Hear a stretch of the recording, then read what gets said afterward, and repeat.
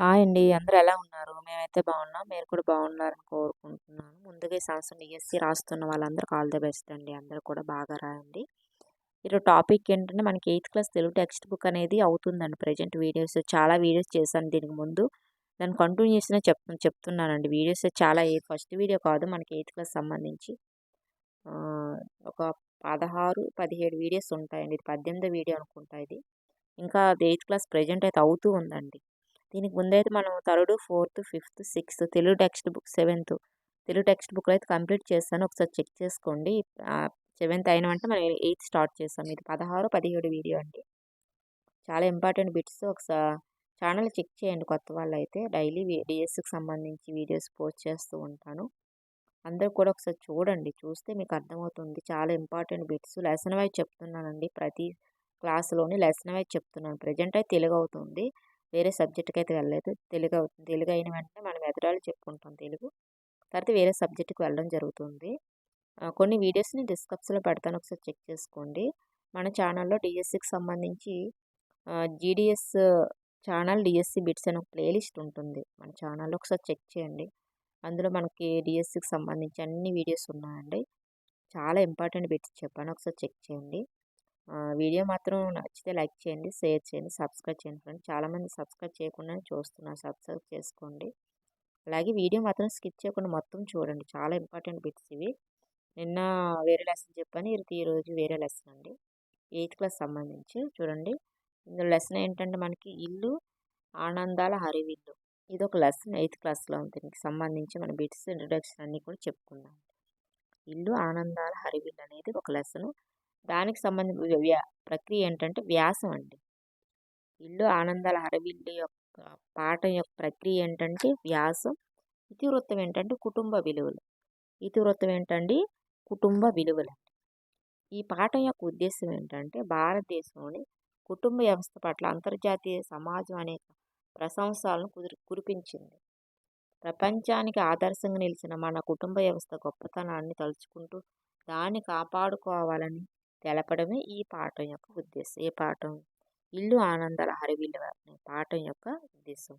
Next, సామాజిక శాస్త్రవేత్తల అభిప్రాయంలో ఒకే గొడుగు నీడలో ఉంటూ మానసిక ఆర్థిక సహాయ సహకారాలు అందుకుంటూ సహజ ఆమోదయోగ్యమైన సంబంధాలు ఉన్న స్త్రీ పురుషుల వారి పిల్లలు ఉన్న సమూహమే కుటుంబం. నెక్స్ట్ చూడండి, ఇంట్రొడక్షన్ అంతా లెసన్కి సంబంధించి లెసన్లో ఏంటనేది చూడండి. విశ్వసనీయత, సమగ్రత, ఏకత అనే 3 స్తంభాల మీద మన కుటుంబ వ్యవస్థ ఆధారపడి ఉంటుంది. విశ్వసనీయత, సమగ్రత, ఏకత. నెక్స్ట్, అందరి సుఖంలో నా సుఖం ఉంది, వారి కోసమే నా జీవితం అనే త్యాగ భావన భారతీయ కుటుంబానికి ప్రాతిపదిక. నెక్స్ట్ మనకు చూడండి, పోషణ, భద్రత కల్పించడం కుటుంబ వ్యవస్థలోని మౌలిక అంశాలు. నెక్స్ట్, కుటుంబ వ్యవస్థకు పునరుత్పత్తి ప్రాథమిక లక్ష్యం. నెక్స్ట్, గార్హస్థ్యత జీవితం అతి సుందరం అని ప్రాచీనుల వారి భావన. చూడండి, 4 రకాల ఆశ్రమాలు ఉన్నాయి. ఒకటి బ్రహ్మచర్యం, గృహస్థాపాశ్రయము, తర్వాత వానప్రస్థాశ్రమం, సన్యాసాశ్రమం. ఇవి మనకి ఆశ్రమాలండి. అలాగే వ్యష్టి కుటుంబం చూడండి, ఆర్థిక స్వేచ్ఛ, సమానత్వం, వ్యక్తి స్వాతంత్రం అనే 3 ఆధారపడి ఉంటుంది వ్యష్టి కుటుంబం. నెక్స్ట్ మనకు చూడండి, వ్యష్టి కుటుంబంలో వ్యక్తిగత గౌరవం, సమాజంలో ప్రత్యేక గుర్తింపు, నిర్ణయాధికారం లభిస్తాయి. ఆధునికీకరణ, నగరీకరణ, పాశ్చాత్యీకరణ, కంప్యూటరీకరణ కుటుంబ వ్యవస్థపై ఎనలేని ప్రభావాన్ని చూపుతున్నాయని సామాజిక శాస్త్రవేత్తలు అంటున్నారు. సమాజానికి కుటుంబమే వెన్నెముక. చూడండి, 2 అంతకంటే ఎక్కువ సామాన్య వాక్యాలు కలిసి ఒకే వాక్యం ఏర్పడడాన్ని సంయుక్త వాక్యం అంటారు. 2 అంతకంటే ఎక్కువ సామాన్య వాక్యాలు కలిసి ఒకే వాక్యం ఏర్పడడాన్ని సంయుక్త వాక్యం అంటారు. ఉదాహరణకు, వనజ చురుకైనది, అందమైనది. చూడండి, వనజ చురుకైనది, అందమైనది. ఇది మనకి సంయుక్త వాక్యం కింద వస్తుంది. నెక్స్ట్ మనకి దీనికి సంబంధించి బిట్స్ అనేవి ఇవ్వడం జరిగింది. ఇల్లు ఆనందాల హరివిల్లు అనే పాఠం యొక్క బిట్స్ కూడా మనకి ఏ విధంగా వస్తాయని అడగడం జరుగుతుంది. చూడండి, ఫస్ట్ది ఇల్లు ఆనందాల హరివిల్లు పాఠం యొక్క ప్రక్రియ ఏంటి అంటున్నాడు. ఇల్లు ఆనందాల హరివిల్లు పాఠం యొక్క ప్రక్రియ ఏంటంటున్నాడు. మనకి 4 ఆప్షన్లు. ఫస్ట్‌ది నాటిక, రెండోది గజల్, మూడోది కథ, నాలుగోది వ్యాసం అంటున్నాడు. ఈ నాలుగింట్లో మనకు ఆప్షన్ 4 అనేది కరెక్ట్ అవుతుంది. ఇల్లు ఆనందాల హరివిల్లు పాఠం యొక్క ప్రక్రియ ఏంటంటే వ్యాసం అండి. నెక్స్ట్, ఇల్లు ఆనందాల హరివిల్లు పాఠం యొక్క ఇతివృత్తం ఏంటి? ఇల్లు ఆనందాల హరివిల్లు పాఠం యొక్క ఇతివృత్తం ఏంటని అడుగుతున్నాడు. ఇల్లు ఆనందాల హరివిల్లు పాఠం ఇతివృత్తం ఏంటంటే మనకి ఇక్కడ 4 ఆప్షన్లో ఫస్ట్ నైతిక విలువలు, రెండోది హాస్యం, మూడోది కుటుంబ విలువలు, నాలుగోది జాతీయ సమైక్యత. నాలుగింట్లో ఏంటంటే మనకి ఇక్కడ ఆప్షన్ 3 అండి, కుటుంబ విలువలండి. ఇల్లు ఆనందాల హరివిల్లు పాఠం యొక్క ఇతివృత్తం ఏంటంటే కుటుంబ విలువలు. నెక్స్ట్ మనం చూడండి, భారతదేశంలో కుటుంబ వ్యవస్థ ఈ మూల స్తంభాలపై ఆధారపడి ఉంటుంది. దేనిపైన ఆధారపడి ఉంటుంది? భారతదేశ కుటుంబ వ్యవస్థ ఏ మూల స్తంభాలపై ఆధారపడి ఉంటుంది అంటున్నారు. మనకి ఇక్కడ ఆప్షన్ 1 ఏమో విశ్వసనీయత, సమగ్రత, ఏకత అండి. రెండోది సమగ్రత, స్వార్థం, ఏకత. మూడోది ఏకత్వం, భిన్నత్వం, త్యాగ భావన. నాలుగో త్యాగం, సమగ్రత, నిలకడ. నాలుగింట్లో ఏంటంటే మనకి ఇక్కడ ఆప్షన్ 3 అండి. ఆప్షన్ 3 అనేది కరెక్ట్ అవుతుంది. ఏకత్వం, భిన్నత్వం, త్యాగ భావన ఈ మూల స్తంభాలపైన ఆధారపడి ఉంటుంది. ఏకత్వం, భిన్నత్వం, త్యాగ భావన. నెక్స్ట్ మనకు చూడండి, కుటుంబ వ్యవస్థ యొక్క మౌలిక అంశాలు ఏంటి? కుటుంబ వ్యవస్థ యొక్క మౌలిక అంశాలు. కుటుంబ వ్యవస్థ యొక్క మౌలిక అంశాలు ఏంటి? ఫస్ట్ చూడండి, విద్య, వైద్యం. రెండోది వైద్యం, పునరుత్పత్తి. మూడోది పునరుత్పత్తి, పోషణ. నాలుగోది పోషణ, భద్రత.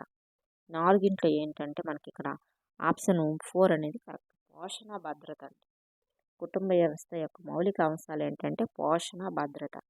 నెక్స్ట్, వేద కాలంలో ఈ ఆశ్రమానికి ప్రాధాన్యం ఎక్కువ. ఏ ఆశ్రమానికి మనకి ప్రాధాన్యత ఉంటుంది వేదకాలంలో ఎక్కువగా ఉండేది అంటున్నాడు. ఫస్ట్ చూడండి, బ్రహ్మచర్యం. రెండోది గృహస్థు. నాలుగోది వానప్రస్థం. నాలుగోది సన్యాసం. మూడోది వానప్రస్థం, నాలుగోది సన్యాసం. ఈ నాలుగింట్లో ఏంటంటే మనకి ఇక్కడ ఆప్షన్ 3 అండి, వానప్రస్థం. వేదకాలంలో వానప్రస్థం అనే ఆశ్రమానికి ఎక్కువ ప్రాధాన్యత ఉండేది.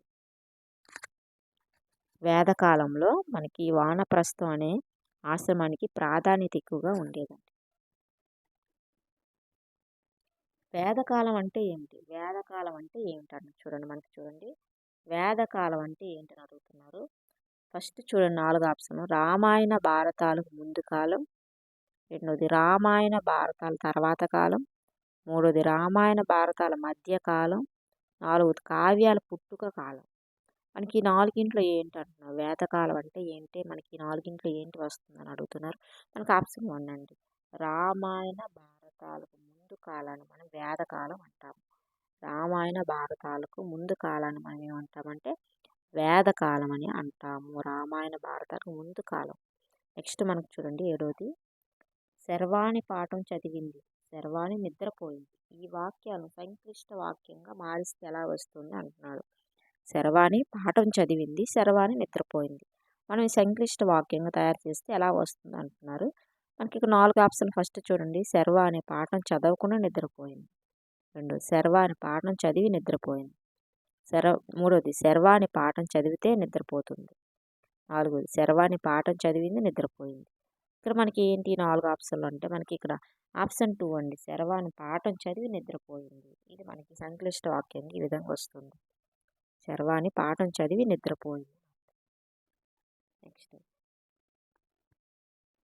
రంగడు అడవికి వెళ్ళి కట్టెలు తెచ్చాడు. ఇది ఏంటి? ఏ వాక్యం? రంగడు అడవికి వెళ్ళి కట్టెలు తెచ్చాడన్నాడు. ఇది ఏ వాక్యం కింద వస్తుంది? ఫస్ట్ చూడండి, సామాన్య వాక్యం. రెండోది సంక్లిష్ట వాక్యం. మూడోది సంయుక్త వాక్యం. నాలుగోది ఛేదార్థక వాక్యం. నాలుగింట్లో ఏంటంటే మనకి ఇక్కడ ఆప్షన్ 2 అండి, సంక్లిష్ట వాక్యం. రంగడు అడవికి వెళ్ళి కట్టెలు తెచ్చాడు, ఇది మన సంక్లిష్ట వాక్యం అన్నాడు. మనం ఎడదీస్తే ఎలా ఉంటుంది? రంగడు అడవికి వెళ్ళాడు, రంగడు కట్టెలు తెచ్చాడు. ఈ రెండు కలిపితే మనం రంగడు అడవికి వెళ్ళి కట్టెలు తెచ్చాడు, ఇది సంక్లిష్ట వాక్యం అవుతుంది. నెక్స్ట్, విమల అందమైనది, తెలివైనది. ఇది ఏ వాక్యం? విమల అందమైనది, తెలివైనది. ఫస్ట్ చూడండి, సామాన్య వాక్యం.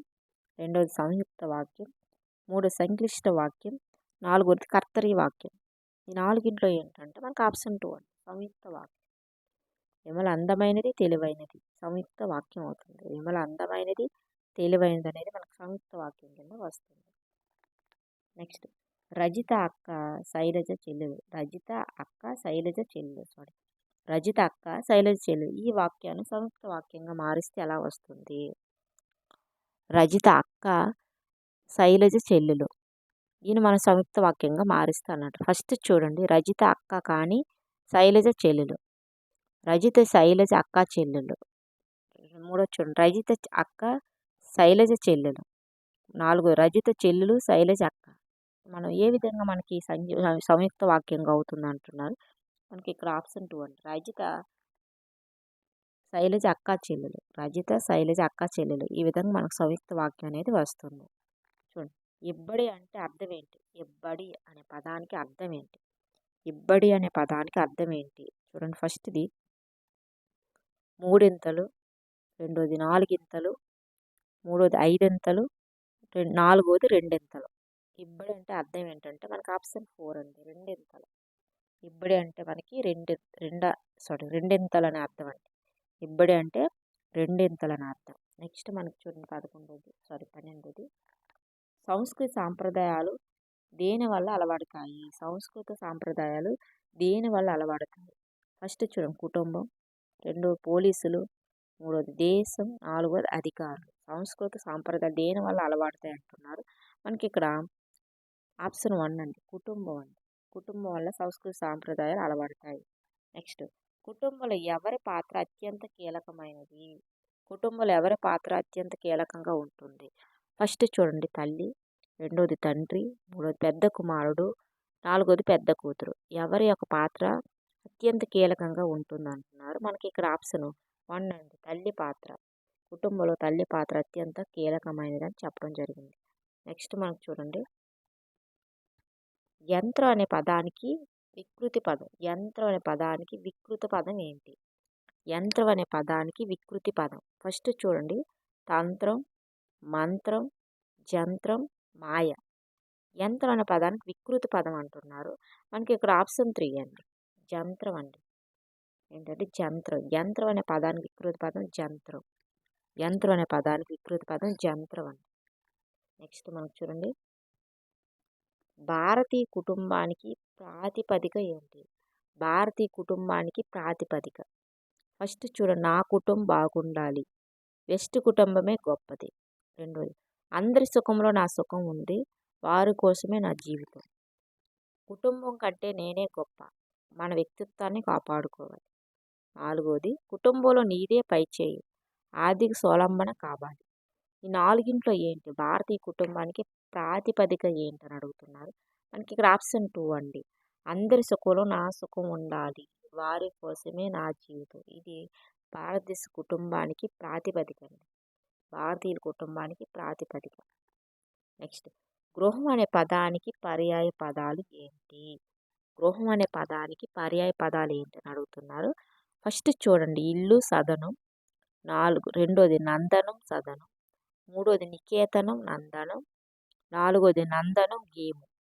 గృహం అనే పదానికి పర్యాయ పదాలు ఏంటని అడుగుతున్నాం. మనకి ఇక్కడ ఆప్షన్ 1 అండి ఇల్లు సదనం అండి. గృహం అనే పదానికి పర్యాయ పదాలు ఏంటండి? ఇల్లు సదనం. ఇల్లు సదనం. నెక్స్ట్, చట్టం అనే పదానికి ప్రకృతి పదం ఏంటి?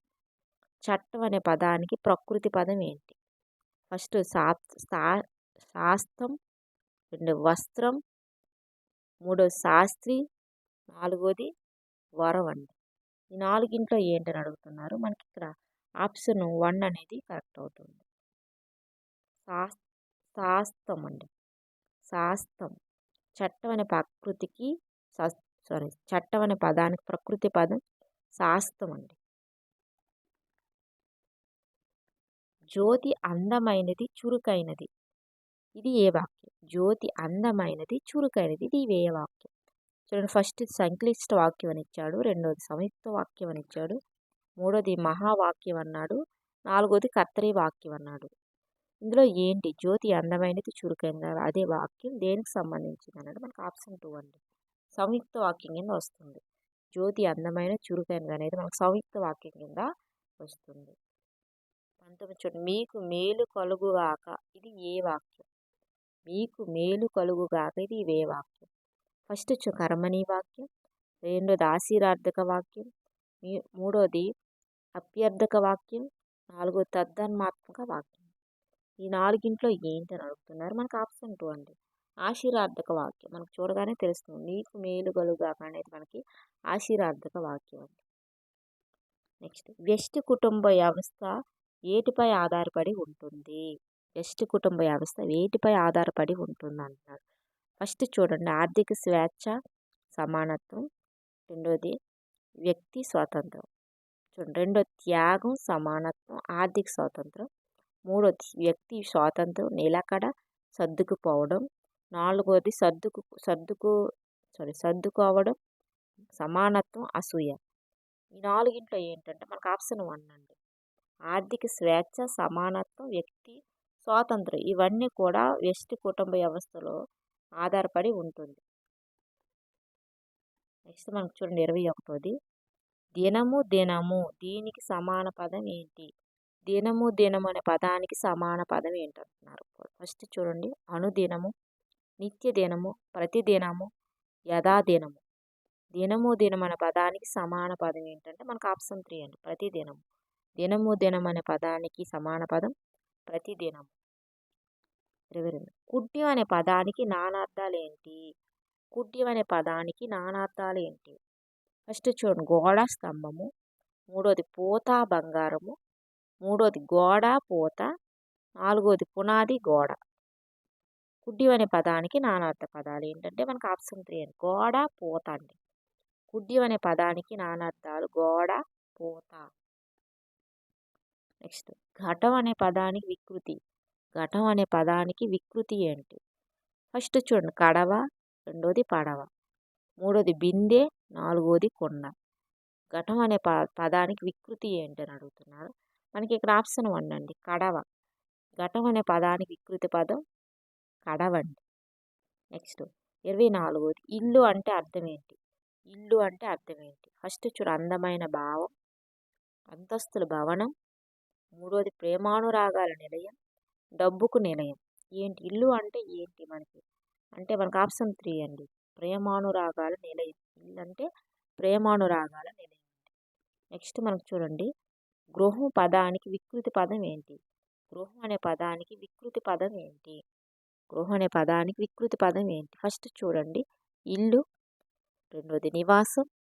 మూడోది గహము. నాలుగోది గీము. గృహం అనే పదానికి వికృతి పదం ఏంటంటే మనకు ఆప్షన్ 4 అండి, గీము. గృహం అనే పదానికి వికృతి పదం గీము.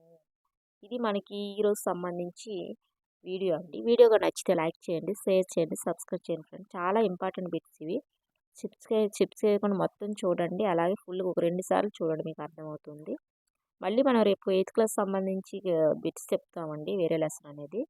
చాలా ఇంపార్టెంట్ బిట్స్ ఇవి. ఒకసారి ఛానల్ చెక్ చేయండి, చాలా ఇంపార్టెంట్ బిట్స్ చెప్పాను. ఓకే అండి, అందరూ కూడా బాగా చదువుకోండి. ఓకే అండి, టేక్ కేర్, బాయ్.